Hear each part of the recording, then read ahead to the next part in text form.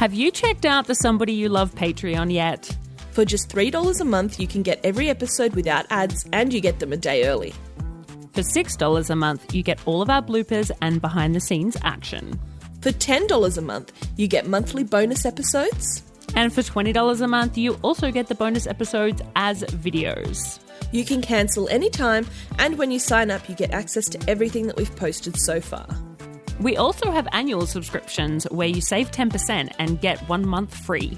Patreon.com/somebodyyoupod, as in podcast. You do have to type in the URL because Patreon hides 18 plus creators from the search, so you most likely won't be able to find us by searching. That's patreon.com/somebodyyoupod. Welcome to Somebody You Love, or The Sale of Two Titties. I'm Jenna Love. And I'm Holly Hart. And we're experts in disappointing our parents, breaching community guidelines, and banging the people who vote against our rights. We would like to acknowledge the traditional owners of the land on which we are recording today. Jenna is recording on the land of the Darug and Gundungurra people, and I am recording on the land of the Ngunnawal people. We acknowledge them as the traditional custodians of this land and pay our respects. Today on the show, we have Isabella Martin. She is a proud fat girl and the creator of the BBW Badgirl Podcast. She is a Mexican-Irish supersize BBW sex worker based out of Los Angeles, California. Over the last 10 plus years, she has worked multiple facets of sex work, in person as an escort and a dominatrix, as well as pre-pandemic virtual work, including phone sex, cam girl, and most recently content creating on platforms like Onlyfans. Hello, Bella. Hey. Welcome to the show. Yay. Hello, ladies. Thank you so much for being here, all the way from LA. Glamorous Los Angeles, supposedly. Well, we have flooding all over half of our country, so LA definitely seems more glamorous than it is in Australia at the moment. Well, I would say as the caveat for anyone who does come visit here is they edit a lot of those like Kardashians and stuff, so I can tell that they very much edit different areas. So then people come here and they go, "What?" Like it's not all close together. We have no clue. I feel like LA is a really diverse place, Yes. right? Like there's all sorts and all types of neighborhoods, and yeah. Pretty much you can drive like a good 10 to 15 minutes anywhere and hit like a different area. So Yeah, super cool. diverse. Let's start with your origin story. How did you get started in the sex industry, and how have you come to be where you are now, Bella? Well, before I talk about my origin, I'd like to talk about like the term supersize BBW because it gets misunderstood often by gentlemen here in the United States as well as international clients often, and even young plus size women sometimes. In my experience recently, I've been learning through TikTok that some people don't necessarily know what a BBW is and how that situation, how that term came to be. So you started getting people who are like, oh, it's a big breasted woman. Oh, it's a big, beautiful black woman. So you would sometimes have clients that didn't understand what it would mean, like when I started. And it really is a term. I know we're going to talk a little bit about body positivity later, but it's a term that was actually coined by a woman in 1979. Her name was Carol Shaw, and she was based from LA, which kind of makes sense being that I had a plus size mom and I'm from Los Angeles, that I probably was more aware of the term growing up as and later myself being plus size. But the term big, beautiful woman was created for her magazine, which was promoting like fashion and coming up with a title that wasn't just like, a fat chick. And sometimes now I've run into like younger plus size women who don't like the title because it's really being claimed by porn in some negative ways that make them feel, themselves marginalized. Why are you pointing out something that I already know, but the term at its origin is supposed to be about positivity and creating a space for plus size women, particularly in fashion. That's what the magazine was about. And, now later it's like a $30 million industry, but there's still like always, they're still making strides in representation and lingerie and stuff that has to do with sex work, right? But the term supersize BBW comes from a sister magazine of the BBW magazine, which was Dimensions. And they defined it as a woman that's over 350 pounds. Now, myself, being someone who's been plus size since I've been over 300 since I was 18. When I was online dating and stuff, I was like, is it 300? Is it 350? But it became just this term, it became this term that was just like able to cut to the chase to define what type of BBW, or as I like to call it on my podcast, the deep end of the pool, right? Because there are a lot of terms that people have when it comes to like fat phobic terms. Like you'll have somebody like, I like a woman who's thick. Right? There's a language sometimes that men don't have. And someone will call me thick and I'm like, I'm fat. And I'm okay with that, but that upsets people sometimes. It does, yeah. It does. It very much upsets people. Yeah. So you end up having like slim thick now, which is like, okay, you're thick, but you're slim. So for me, when I use supersize BBW, like that's just for people to understand. Now, at some point, I would love, kind of supersize comes from supersize French fries, and that idea of McDonald's, which I did find out you guys have in Australia. Oh, yeah. Everywhere. We love it. Yeah. I know. And you guys have chicken McNuggets during the daytime. Yep. Yeah. Oh, do you not have them during the day? We don't have them for breakfast. No. So sometimes people are like, what's a supersize BBW? But I mentioned, I think it comes from the supersize. It's just a weight designation. But a lot of men don't know what an SSBBW is. They know what they like, but they don't necessarily know the term. So I'll just jump in. I did a little Google, and so 350 pounds is about 160 kilograms for our other Aussie listeners. I should have done the conversion. No, it's fine. We have a lot of American listeners too, so they'll appreciate it. My origin story kind of comes, I was a late bloomer. I was always very sexually interested in sex work, whether it was movies. It's one of those things where people always say, no one dreams about being a sex worker, but I always thought it was really fascinating. And I think when you look at it historically, it was like there's women who are wives, there's women who are spinsters, and then there's sex workers. And somewhere for me, I was like, well, I don't really feel I'm going to be a really great spinster, or so maybe there's this other avenue. And so I had studied at university, but I didn't think it was possible because you would see people dungeons would only hire height and weight proportionate people. Agencies were not hiring BBWs. And so it was something that I didn't think was necessarily possible. And then I got older and I was in grad school and I needed money, and sex work is a great way to make money and more money than most people would think. And the internet was available. And I can go in a nerdy tangent if that's okay. But a lot of people don't realize how much, when we look at sex work, often like in movies, it's always like street level sex work or super high end, courtesan of the president sex work. And people don't really talk about people in the middle who are often doing sex work. Which is most of us, really. Right. That's the majority of it.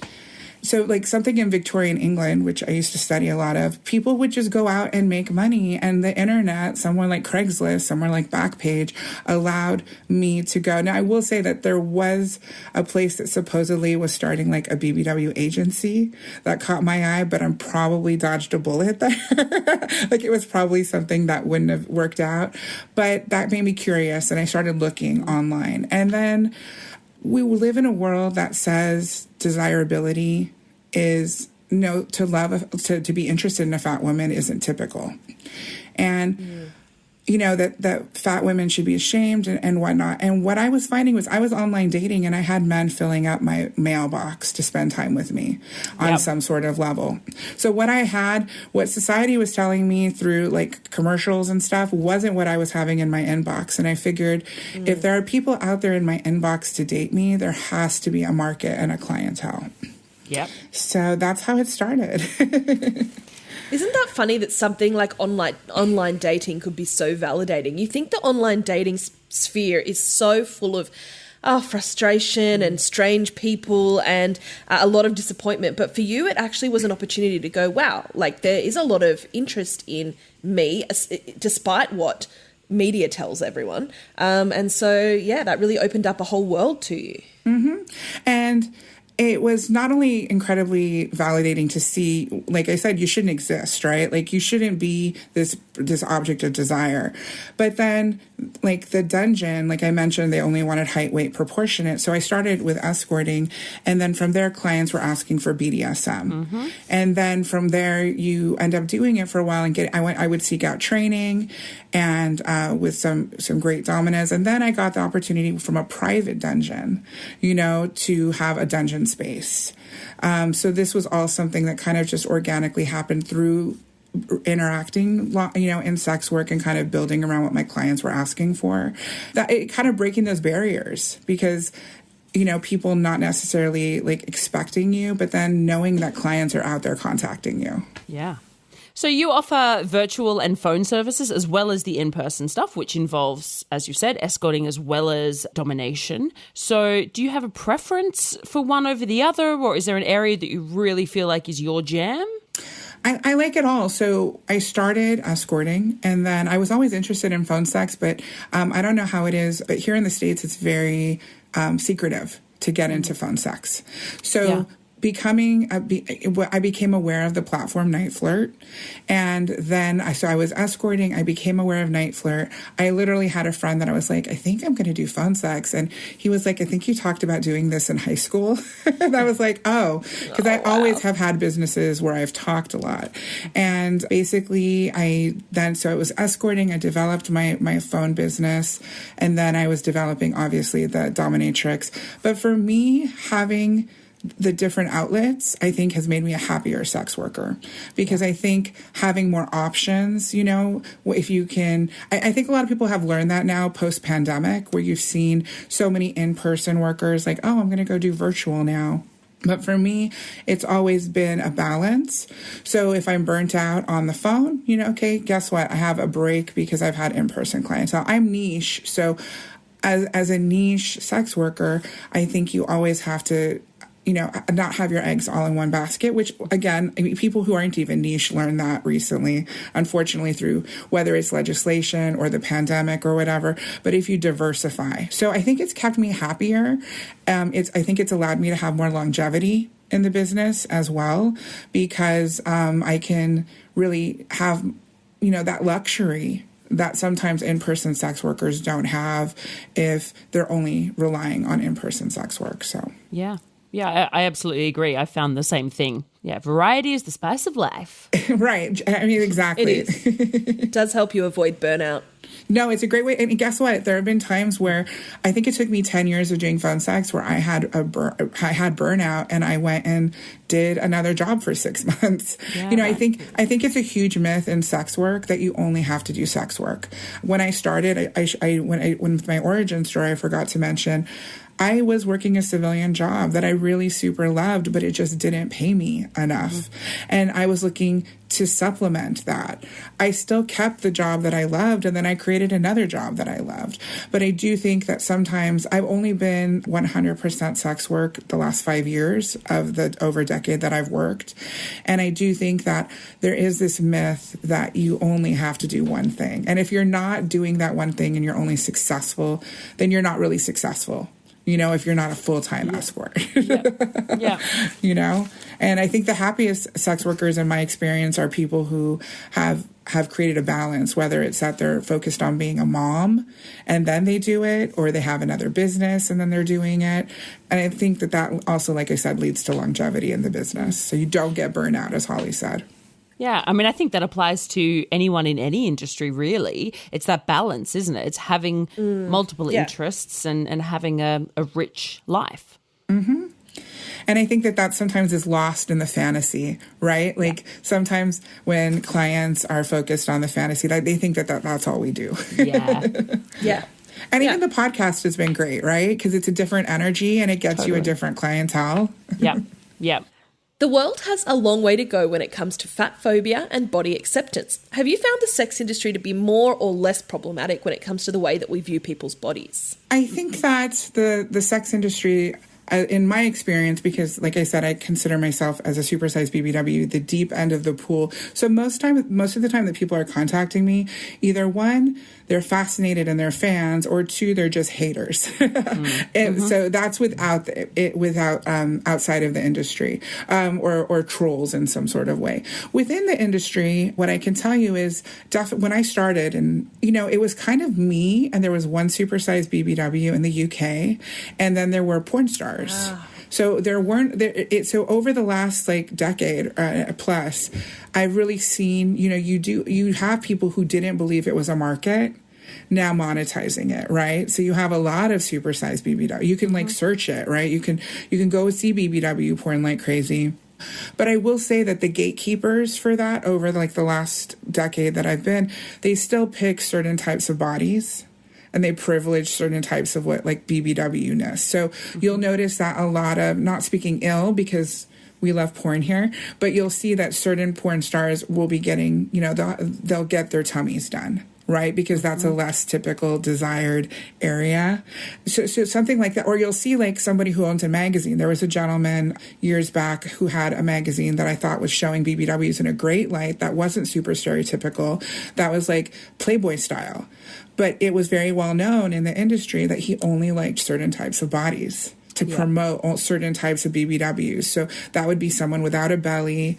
You have to have ginormous breasts. You have to have an ass in a certain way. But I do think that when it comes to the industry, I mean, we just magnify the things that are already going on in the real world. And what do you think about it? Yeah, I think Holly and I have talked a lot about it's like shape phobia. There's fat phobia, and then there's sizeism, and then there's the shapeism, I think, and the two can go together. Yeah, and there is privilege to having a more socially desirable fat body. If the fat is concentrated in your boobs and your butt, and you've got that flat belly, that's more conventionally acceptable. Whereas if you have a body shape, which is a lot more like mine, where I have mostly belly, I am all belly, that's usually less, quote unquote desirable. I have lots of wonderful clients who love my body, and I'm really grateful for my body, and I think it works in a lot of ways, but I don't always feel great about it. You have days where you go, today I don't. Yeah, and I just think, there can be a lot of concentration on, being a BBW is super acceptable if you've got that sort of body. If you've had the BBL, but you're still really curvy, or, that there's a lot of weighting towards that preference, with a lot of fat phobia discourse and things like that. So that can be really hard. Yeah, I mean, I happen to be born with an hourglass shape, and so rude. I know, rude, but it's really, really common for me to have comments from civilians and from clients that will just say, I kind of added, it's the same as that, but you've got a really pretty face. I get a lot of, but your shape is, you're really in proportion. I get a lot of that, which is wonderful. Awesome, thanks for the compliment. But it's just always with that tone of, but at least you're in shape. And to me, there's just always that, there's a comment being made there. Mm-hmm. And for me, I think toward the beginning, I don't let it bug me now. And my belly boys are very happy that I am who I am. But I remember a client saying, you would just be perfect if your boobs were bigger. Because that was always if your belly was in your boobs. But it's so funny because so many guys think my belly is their boobs. That's their I love that. I love belly boys. belly boys is a new thing. I'm going to start marketing towards belly boys because that's my target. As you said earlier, there is a market for it. There are a lot of people that absolutely love your shape and your size and the way that you look, and at all of us. That's the reality. It's not what media and the society tells us, but it is what those of us who make money off our bodies, we know that to be a fact. And I will say, Holly, belly boys is something that I do hear a lot of men from the podcast who are so excited that I've coined a term for them. I don't know where I got it from, or if it was something I created, so I'm not trying to appropriate someone. Sure. But for me, I'm if you're a belly boy, and it's one of the things consistently in the podcast that people that gentlemen will mention, like, yeah, I'm a belly, like, you know, when they quote things back that. to you. Yeah. So nice. Yeah, cool. I love my body in all of its ways, but there is that constant pressure from, even as our society becomes more accepting of a variety of body shapes, there is always that underlying narrative that the belly is not. And so, I don't know, you're giving me this real vibe of like, it's great. Which I love my belly. I mean, it applies to everyone, but it's particularly strange for women when a natural woman's body shape is to have a belly. Like it is. Yeah, that's the way our organs are situated, and it's same for. There's no problem with anybody having a belly because stomachs exist. That's literally like it. You know, it doesn't make sense for them not to exist. Yeah. But it's very cool. Yeah. Well, no, and even like recently I was watching The Phantom Thread, the Daniel Day-Lewis movie, and I know that there's this moment where his new muse is there, and his sister is like, well, he likes them with a little bit of belly. And it's this moment that's supposed to check her, to like tell her like, oh, you know, you're not, you know, you're what he likes, but it's not really what he's supposed to like, you know? And I was just like, I forgot about that part. And I was like, but it is something I think we're going to talk about a little bit more, because it is a taboo part of when we talk about like BBW bodies and plus size bodies, what is acceptable, like with the sizeism, or what isn't. But in industry wise, I mean, I would say, I think the two things that I would mention regarding like actual sex workers, besides like the porn industry, because I can't fully speak on that. I like I said, I can only know my experience and the representation of BBWs that I've seen, is, you know, we do still have a bit of ways as for people who are looking to be allies to plus size sex workers, of people who only are retweeting and they're only promoting women who look like them, because they're really not expecting a man who likes them and maybe they're like more normalized body to like someone like a supersize BBW. And then the other thing I would say is sometimes people are well-meaning, but it's conditioned from our society where you'll say, I'm a fat girl, and someone tries to correct you. You're not really fat. And I've seen this happen even with sex workers, because women in general believe that being fat is such a negative thing that they're trying to like, oh no, like you're not. And so those two things kind of run hand in hand sometimes in engaging with my fellow sex workers often, is just getting people who understand that your client may book you and you're 5'10" and 140 and a gazelle with long legs, but he also may like me, because I've had clients, not all of my clients are people who are booking me because I am, well, I mean, they're always booking me because I'm a supersized BBW, but that's not the only type of woman they like. Yeah. And people, they underestimate just like you said, variety is the spice of life, Jenna. They underestimate the desire and how men, even though they're used to monetizing it with other women, I'm going to do duos with this woman because she looks like me, you know? And that does work to a certain level. But I do think like people within the industry, if they can start retweeting other people who don't look like them, whether it's women of color, women of size, or people of color, people of size, I think that would also go the distance for like allyship. Yeah, and there's, variety is the spice of life and opposites attract. I'm just whipping out the sayings here. No, no, that's my whole business is based on. There's something very sexy and very magical, and something that really works between two people who look very different or have opposing personalities. Like that, we know that those things go well together. So there's no reason why you don't have to be matchy all the time. Right. And one of the questions I get often, I know we're going a little bit off of the questions, hopefully that's not a problem. That's fine. But is I get gentlemen all the time, the number one question I get is, do you see men that are thin? Because whether it's in my personal life or my work life, do you date thin guys or do you see thin clients? And and this is what I've told them, and I'm like, most of my clients are average, fit, muscular triathletes. They like a challenge, you know. I mean, they like great cardio. I'm like, I was like, fat girls are amazing, trainers and cardio.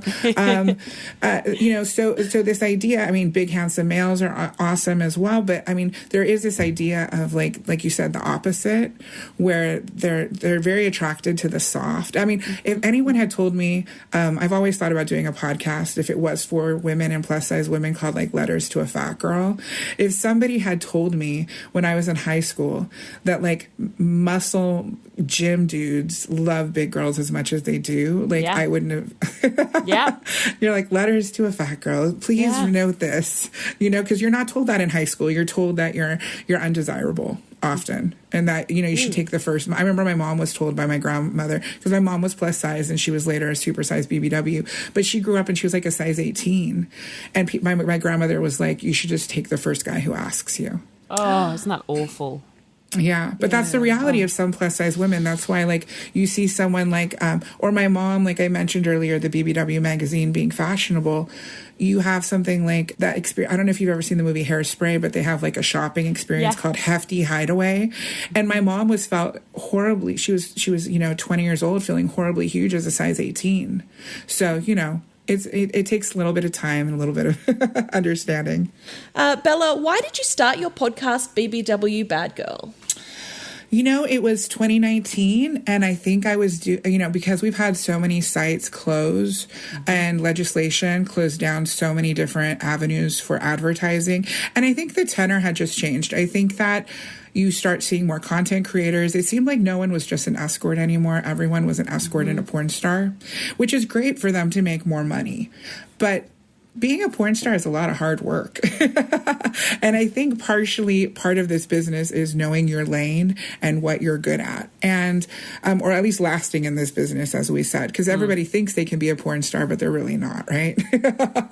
So for me, with all these sites closing down and seeing different types of advertising that I knew was not my strong suit, I really was like, I'm toward, I don't want to say the end of my career because I think it will always be in my spirit. But I was thinking about, like, if this is the direction it's going, where is my place in this? And I thought, I have really great ideas about what it's like to be a fat girl. And I mean, I thought, what would I talk about? And, how can I connect to my clients for them to get to know me? So what I came up with was I'm going to talk about sex life and sex work, which can cover a huge umbrella of ideas.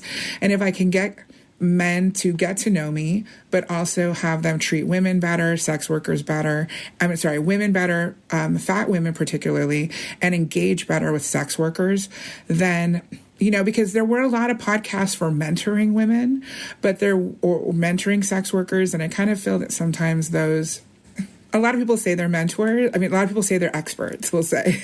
Yeah. And they're not. But there wasn't something out there for men to talk to them, to guide them, because I don't think they really understand why we do things the way we do, at least here in the United States often. So it kind of hit all these different marks, and I wanted to hopefully connect to make money. I mean, at the end of the day, I could have just said I wanted to make money, but it kind of was this other way to market myself. But there are easier and more direct routes to making money. Not when they're closing down all your websites, though, right? True. Yeah, true. Yes, true. I mean, but I did have other agendas besides making money, and but that's why it started. And I can say, like, some of the best moments have been when I've had people write me. So I have an episode on, like, the verbal tips. I used to waitress, and there's nothing worse than, like, tables like, you're amazing. Oh, yeah. And then you go to get the tip and there's, like, no money or a very small tip. And I'm like, men do that all the time with sex workers. So, like, one of the, I've had a lot of great emails from listeners, and one of the ones was a guy who was like, I listened to your Just the Verbal Tip episode and I went and tipped a sex worker that I had just been engaging with. And it's like, it's just small steps, right? Like, yeah. Or, I had a gentleman, even though I've gotten clients from this, I've had a gentleman who told me, I love fat women. And I started listening to this with my partner. I asked her to start listening to this with me. And we've had a better sex life because of it. And we've had more understanding between the two of us. So I'm not saying, like, I should get my wings and all, but, like, everything I wanted. Amazing. I shouldn't get, like, I don't know, what is the version for escorts of what they would be, what they would get. But it's nice to know that I've made money and also created a space for discussions. Yeah, I think we've had a similar experience. I've been surprised at how incredibly rewarding it is, and the impact that you can have on on people's lives in these quite profound ways when you think you're just sitting here talking shit. And, it actually, I mean, especially a lot of this stuff that we talk about in our spaces and with our friends, and we don't realize a lot of other people don't talk about it, whether it's sex in general, whether it's sex work, whether it's fatness and bodies and all of, like, all that stuff that a lot of people have a hard time talking about, or don't have someone they feel they can talk to about it. So I think that it's, I don't know. I just wanted to say. I agree with you. Like, it's nice. Incredibly powerful. Like, not like I said, I'm not trying to act like I didn't do it to monetize and put my name out there. Sure. But I mean, I have like a shame episode, and I've had people say, you know what? Thank you, because I had a lot of shame. Whether it's about whether it's the episode that talks about men being in a fat girl closet and having to come out and kind of own that, or whether it's the shame of fantasies and someone's having a stepmom fantasy and they're trying to figure out so they don't feel like a pervert and hate themselves when they look in the mirror. Like, that's what we're doing here, is hopefully opening that dialogue. Because if you can't be a sex worker that's open and honest about sex, like, you shouldn't be in this business, Yeah. Or you shouldn't have a podcast, at least. Well, yeah, it would be very difficult to have content to come up with if you were. So that's great that you guys have had that experience as well. Yeah. I'm glad I'm not the only one out there feeling Absolutely. Like you're... Yeah. I mean, sometimes it goes the opposite way. It's like the eye candy, and then they're like, oh, the eye candy. And then, but it goes the opposite way of like, oh, one of the things I think the sex industry often, is the humanity of it, right? We all know that it's much like somebody can choose someone else all the time. It's easier to choose someone else who's not going to maybe screen you as much, or, have other things, criteria to see you. I don't know necessarily how it works in Australia, but at my point, when you're coming to me, like, you've chosen, like, this isn't just like an afterthought, this isn't like you were hungry and you ordered a pizza for 30 minutes delivery. Yeah. Like, at some point you've done your research. So I've had it happen both ways, where people have found me on the podcast and then they've booked. And then I've had other times where they found me, but wanted to get to know me more to see if I was the fit for them. And those are the best clients. Love that. Love that. Do you miss the free and affordable ads and social networks without all of the anti-sex rhetoric? Assembly 4 is a team of sex workers and technologists from Melbourne, Australia, aiming to bring back free and fair advertising and social spaces to the sex working community. Stepping away from the clunky design of traditional platforms, their two products, Tryst.link and Switter.at, are refreshing and well-needed changes in both presentation and mission. And both are free to join and open to all. You can find both of our profiles on Tryst, and I love how it is so clearly designed by sex workers. Yep, and I love how straightforward and easy it is to use, and how much they clearly support the sex working community. And also how responsive they are when it comes to feedback and customer service. Check out their website, assembly4.com, for the word, not the number, for more info.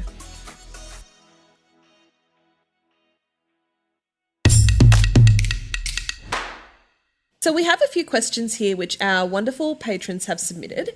They definitely were curious. We hope that you're able to tackle these questions. Sometimes they give us doozies. We love them. They really love to challenge us. Yeah, they do. Yeah. As an Aussie, the idea of being an in-person sex worker within the USA honestly sounds really scary for multiple reasons, including gun policies. Are you comfortable sharing any challenges that you've had? So when I saw this question, I kind of smiled, because I forget that there's a lot of like the gun, like the gun idea of the United States so much. Like, I personally do not have one. I do have some friends that work with guns. When it comes to challenges, I think the bigger challenges, because if you're someone who has the luxury, of screening and doing deposits, you're trying to avoid problem people in general. And not to say that it doesn't necessarily happen, that guns are related, but someone can hurt you, whether with a knife, they can hurt you trying to strangle you. Like, those are very typical things that happen. But if you're able to be a level of sex worker that is able to screen and do deposits, like that's probably the best way to avoid problems. But I think the things that are scariest right now in the United States are something like the legislation that's going on, the legislation that's shutting down all the sites. One of the things on the podcast that I often will go through is telling men, and there were just 2 sites shut down within this last month, of sharing with them all the different things that are being shut down, because they don't kind of see it happening. And I obviously over the last 10 years, there's been a lot of changes. So it'd be something like the legislation and the sites, because then you don't have access and clients can't find you. So that's that's going to push people out into environments that are very challenging and unsafe. The second part would probably be banking. Right now. Like, I have a friend who right now lost a bank account, and she lost it based on her Onlyfans.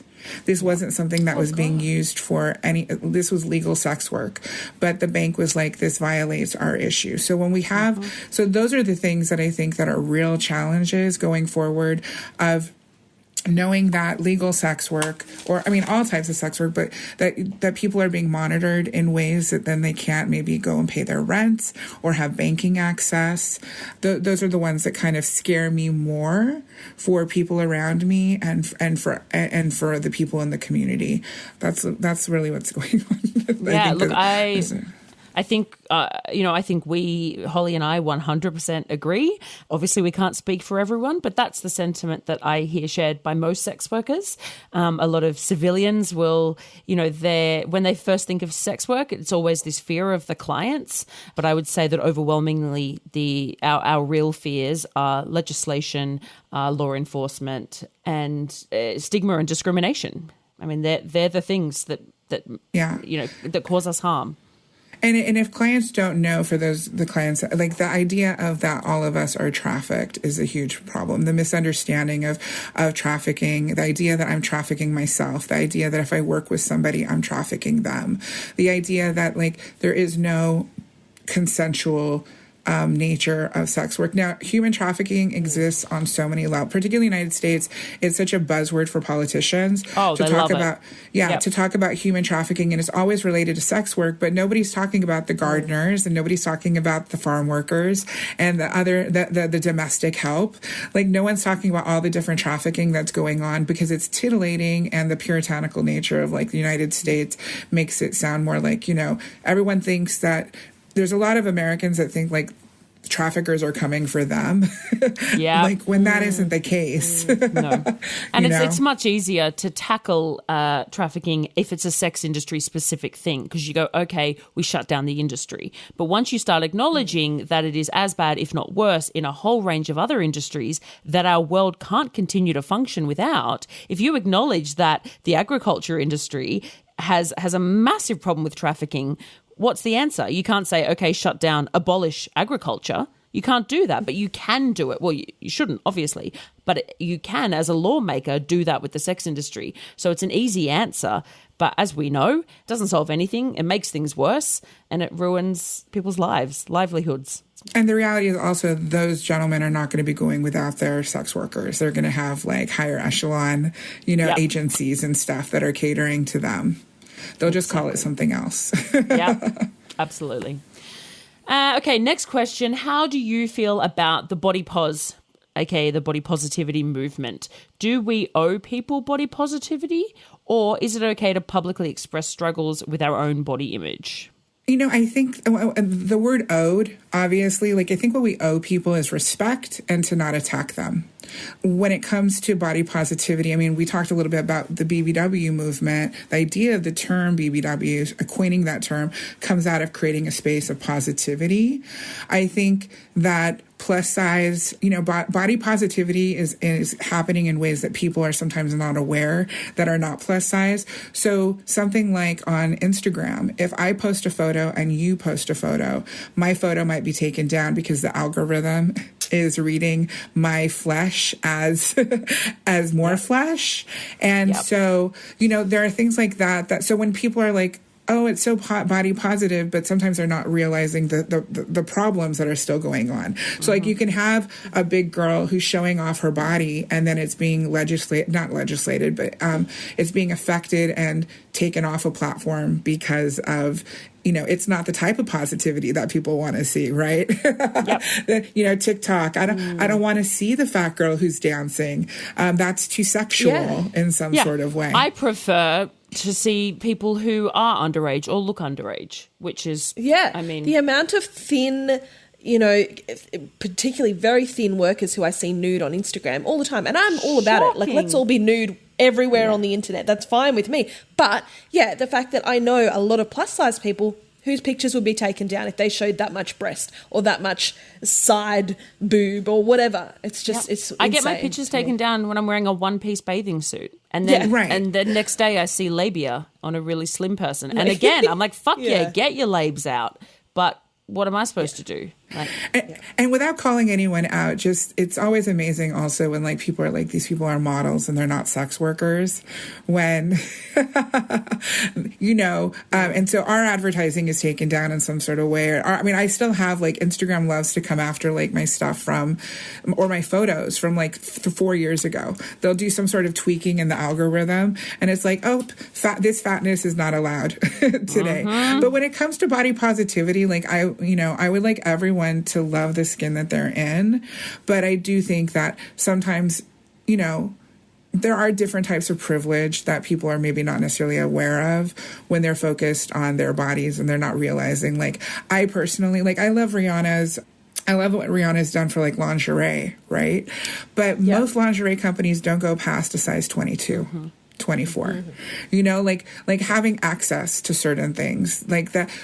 So loving yourself is great, but like if I can't find something that's not black, if I can't find something that's made for maybe not necessarily extended sizing, just like those things that are often lost in body positivity, where people are more focused on themselves rather than the actual mechanisms that might like oppress, plus size bodies in some sort of way.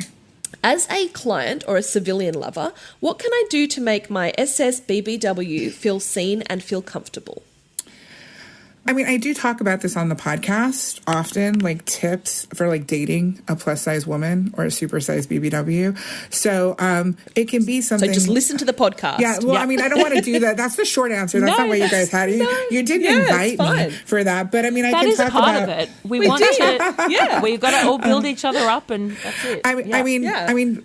It comes down to often listening to other plus size women, like my podcast, where you learn. I've had clients write me and they're like, I didn't think about that. My car is really small. I didn't think about that. I'm driving a super, because my girlfriends and I laugh and go, I can tell if a guy's really into big girls by like his car, his bed, go another thing, like go to TikTok on TikTok. And there are a lot of plus size voices besides mine talking about what it's like to be a big girl. Some of the most basic things that I talked about at the beginning, and I just have an episode that just came out about like beds, right? Like picking the right bed to make it big girl friendly. But it could just be knowing that you're going to have to go on Yelp and look at the place that you're inviting a woman on a date to see if it's going to be fat girl friendly, as I like to say. I know how to do that, but some people are less direct than I am, And so as a man, you might have to be thinking about things that you are not aware of. And like I said, go back, listen to my podcast. I do have episodes on how to support your fat girl. And how to also deal with like, what is it going to be like if you're in a situation where a fat girl, you're with your plus size person and they are bashed in some sort of way or attacked or ridiculed in some sort of way. Because that's happened to me in the past when I've been by myself, but there's also people who always think that they're like snarky and they can get away with treatment. And you as a partner to a plus size person need to be prepared for that and not minimize it when it happens. Or even more so, if you're told that it's happening, it's very similar to racism. If someone is telling you that they understand that there's a racist situation going on, instead of going, are you sure? right? Are you sure about that? Same thing with a plus size person. If a person's feeling something and they know from experience, like I have a spidey sense, they know. Like I know when I'm being ignored if I go into somewhere because they don't think I'm going to buy anything because, they don't sell plus size things. I know when someone's being snarky. I know when a waiter has an attitude about things. Believe them. I guess that we'll leave it at that. Listen to the podcast and believe them. Love that. I think that is very succinct and bang on. So this is a big question to end things. What tips could you give listeners for learning to love their bodies? Oh, this one's pretty short, actually. I am someone who, being over 350 pounds, I choose to love myself, and I don't wait for 5 pounds and 10 pounds and 50 pounds. I see people all the time that are waiting to love themselves till they get to whatever their ideal is, whether they're plus size or not. And that always troubles me. Like, the person who's, I don't feel like wearing the tank top at the gym. I think that it's something you have to practice every day, and don't be expecting to get reinforcement from society if you're outside the norm. If you're outside of the ideal body that's out there, you have to make the choice every day to change your way of thinking and not necessarily wait for the ideal weight or my body's more toned. One of the things that attracts men to me the most is that I'm confident. I don't make them apologize for wanting to spend time with me.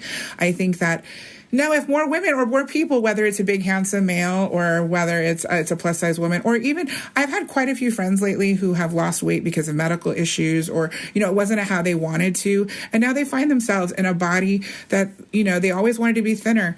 At the end of the day, they have to practice self-love. You have to create that for yourself. And also remember that there's women like me who society says I shouldn't be the badass, awesome, sexy thing, woman that I am. And that, you have that within you for yourself. So I think that it's a pretty simple, it's a journey though. And it takes time. I'm very honest on my podcast. It wasn't that who I am now isn't who I was when I was 18 or 19 or 20 or my 20s. And sex work did put up a mirror. And I kind of sometimes wish that civilian people or women in this case could experience sex work because they would realize that everything that society says is kind of crap. 100%. I agree.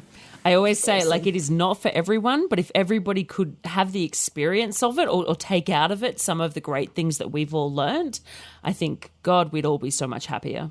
So something we come across a lot in sex work is we have to market our bodies and ourselves, and commodifying yourself can be a bit interesting and strange. And so obviously you use the term SSBBW in your advertising. Does that attract people who really sort of fetishize your body? Is that something that you are comfortable with? Talk us through how that goes in your mind. So I think that when it comes to fetishizing, nobody usually asks guys if they have a fetish for fit women, but it seems to come up with either people or white women per se. So people tend to use the term fetish when it's outside the norm, when it's people of color, or it's something that is not the default of what society says is desirable. Okay. So any deviation from that can kind of is seen as not normal. And this really hurts both the women that are considered to be fetishized, right? As well as the men who like them. Because then the men feel bad about themselves. They feel like I'm some sort of freak. This isn't normal in some sort of way. And then then women are like, oh, is he only with me because he's fetishizing me? And it kind of gets away from the idea that men can like plus size women organically. They can like their smile and their softness and their breasts and their bellies and all of those things. And it doesn't have to be just a part of somebody, I do think that often, so in my case, if we talk about my belly, right? We talked about body parts that are less desirable. No one there is talking about men who love huge breasts as fetishizing huge breasts. But because that body part isn't considered typically sexualized by the norms of like commercialism and stuff, it's considered weird or unusual. And it's just one of those things where when it comes to the idea of fetishizing, it hurts the women and it hurts the clients and it hurts the men. So when it comes to the I do believe that within enjoying fat women, there can be fetish within it. So you can have something like when people are doing like the pig, the cow, the role plays of some sort, to me, or feederism and some feederisms. Can you and explain feeties. The pig, the cow to me? I don't know. Okay, what that means. so there Sorry. is. So I don't engage in. I personally know that there's a lot of money out there, and everyone picks their lane of what they want, how they want to make their coins. Sure. And so for me, because I feel marginalized, I'm already part of a marginalized group as fat women, I don't engage in this, but there is a subsect of fetish within fat fetish of fat women who will dress up like pigs and cows and whales. And that's how they make their money, is kind of through like a humiliation play. And whether it's and so that can be, for me, I feel like that's fetish within plus size community. I feel like feederism and feeties. Now, have I tried food sessions in the past? Yes, they just really, and I have like on the podcast, I talk about like why they didn't work for me per se, but I don't feel comfortable doing fetish, that type of fetish, because I'm already marginalized and I don't want to have a man call me a pig. Now, some people find it incredibly empowering. Like that's their, and they can own that lane, but that's the other part. So to me, that's more fetish within plus size, Yeah, absolutely. As opposed to a preference for bigger bodies. Yes, thank you. Versus a preference for a plus size body, which isn't necessarily a fetish. And I think, like I said, I think it does a harm to, and I think people have to get past the normal, like, oh, it's like you said, it's a fetish if it's different. Because a fetish is something you need. So like if you have a shoe fetish, you need the fetish, you need the object to enjoy yourself. You cannot exist without the object. Yeah. And like you said, I think men misuse it as preference sometimes. So we have a segment often on the show called Shit People Say. It's really creatively titled. We didn't come up with anything fancy for it. But I believe that Isabella has some shit that people have said that she would like to share with us. So my first, because I told you I had one for sex work and one for being a fat girl. I actually had 3, but we're going to make it 2. So the first one for as a sex worker was I had previously I had been outed, and then it was this kind of don't ask, don't tell policy with my mom that this wasn't happening anymore, that I wasn't an in-person worker. But I was killing it online. I was killing it with my phone work. I had just bought them like a new fancy washer for their clothes. And I was super proud of myself. And I was kind of tired of just not being authentic. And I went to her and was like, I went and outed myself and was like, I have this business. And her reaction, the ridiculous thing that she said to me was, well, you must really like money. And to me, that makes me laugh when I think of it, of like the ridiculous things that I've heard from people about sex work. Because like, who doesn't like money, first of all? Who doesn't like being able to have a successful business? Yeah. And who does a business? Financial security is a really nice thing. Who isn't like proud? Like, I mean, doesn't everyone like money? But like, it was really ridiculous. It was like this indictment of me, like, you must be willing to do anything. You must really like money. And so that when I saw the question the first time, that was the first thing of ridiculous things I've heard about sex work. Because I think I can't think of anybody who doesn't like money. Like, but even if you don't like it, we fucking have to. Like, exactly. How do we survive? This is a capitalist society. Yeah. Especially since I had just bought them like $1,000 washer. So, you're just like, I bet you like your clothes clean. Yeah. Sounds like you like money too, Mum. Sounds like you like your clothes clean. The second story was just about, I do have a story about fat phobia and being fat bashed, and people can listen to it on the podcast because that was pretty ridiculous. And, but it's shared on the podcast.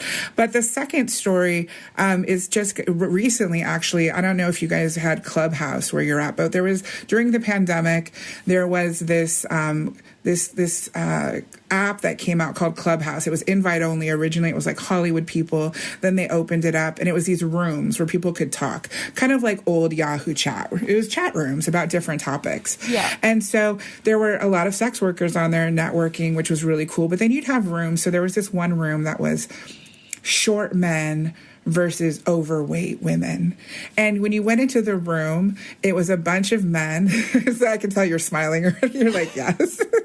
I was like, so when you went into the room, there were a bunch of men who were really talking about how it was harder to be a short man instead of an overweight woman. Help me. And they were like, well, and one of the things they said, I'm so glad I decided to tell this story from your reactions. I know everybody else can see your reactions, but it's priceless right There's now. a lot of eye rolling and face palming. So I know we're a podcast, so we'll make it out. We'll tell the rest of it. So there's this room, and these men are basically talking about how difficult it is. Now, these are tall men being like, my short friends have been marginalized, and no one wants to date them because they're short. And then they start talking about how short men are bullied and attacked and like physically hurt more. And I get it. They were talking about growing up with friends that were shorter. But at the end of the day, they were saying that violence that happens when someone's bullied was greater than what fat women experience on the day-to-day. And I know that my friends and I literally got in the room and was like, because I was the biggest girl in the room, in the chat room. And I'm like, okay, first of all, I'm a fat girl. So let's get this. I'm a fat girl. I'm not even like a little fat girl. And I'm going to tell you that I literally have emails. Now, they didn't know I was a sex worker, but I've had messages from men who are telling me to kill myself. My girlfriends who are fat have had messages from men who are telling them, dating men, random men. I've been fat bashed in public by people. Like, so you are ridiculous, sir. We'll leave it at that since that's the key for the shit. The shit. You are ridiculous for thinking that fat women in general, but let alone fat women, are somehow, because he was like, no one ever will perpetrate violence toward them. And I'm like, sorry? You, sir, no, because that's what it was about. It was about that there's more violence towards short men than overweight fat women. You literally just need to search fat on Twitter and the amount of trolls that are there writing on any, it doesn't even matter the woman's body shape, but just slamming women. The first insult any man goes to in any bullshit thing is, you're fat, you're fat, you're fat. Really, it doesn't matter. It doesn't matter whether I was, X kilos or whether I'm the kilos that I am now. Always. It's just and they think it's such a good attack, and it's it's just what they reach for all the time. You don't see constantly, oh, yuck, you short man, you dirty short man, kill yourself short. You don't see that. You Napoleon complex. You Napoleon complex. I'm going to beat you up because I know. Yeah, you don't have that often. Yeah, and people take the piss, but it's not violence. No. Yeah. No, and for me as a fat woman, like exactly like you said, the go-to. So I've been fat like basically my whole life, and people can discuss like, oh, it's not healthy, oh, it is, whatever. That's a totally different discussion. But at the end of the day, I choose to love myself and exist, right? So I've had to get over the whole you're a fat bitch or you're a fat this or that, because I've seen men try to weaponize that against women who are 99 pounds. And you can do the conversion for your audience of what that is. It's very little. It's very thin. It's a spinner, gentlemen, or audience. And so you just learn, like for me, it's one of those things where people will still try to, whether it's in my personal life or my professional life, maybe I don't, everybody wants to sleep with you until you tell them no. And then you're a fat, fat this or that. Everyone wants your attention until you reject them in some sort of way. And they do talk about this, like or I you talked about. monetize it. Yeah, when you monetize it or when you just reject them, because there's this expectation that because you're fat that you're just going to say yes. And so that drives them crazy. Yeah. And so for me, a lot of times guys will be like, and I'll be like, you're unoriginal. Like literally, like give me something, like at least I will give you credit to bother me if you weren't, but you're so unoriginal in your fat bashing in some sort of way. So that was my ridiculous. So yes, there are some short men, or they're advocates. I have to say, it was like they're advocates. They're short man advocates. And I will say it on the record, so it doesn't sound like I'm making fun of short men. Some of my best lovers have been short men. So you know. Oh, I agree. Yeah. Yeah, some of my best lovers. Yeah. Yeah. Definitely. So this is not, we're not hating on the short men here. We're just hating on the people that act like you have more violence than fat women have toward them. To suggest that any woman, and particularly a woman that is a member of a marginalized community, doesn't experience violence is so absurd, is so out of touch with reality. We'd love to thank our wonderful patrons for supporting us as usual. Our even more generous somebodies are Timmy, Andrew, Adam Smith, Lachlan, Sub London, Miss Billy, Nora Knightley, Leslie, Scott Watson, Andrew, our secret admirer, Margaret, Wheezy, Ellen, Liam, Fritz Your Tits, Catherine, Mr. E, Scott C, Simon, Skippy, FN, Ollie Chirpussy, the stunning Ophelia Parker, and Aaron.